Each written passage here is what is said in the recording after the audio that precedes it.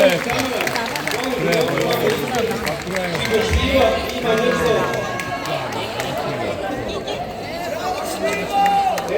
dakle, naše dete, kako smo ovdje gledali,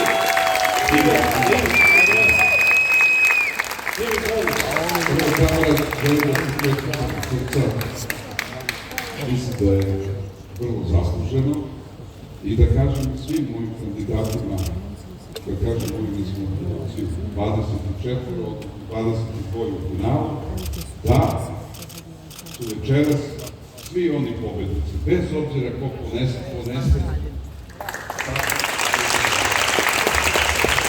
Ja vam zaista čestitam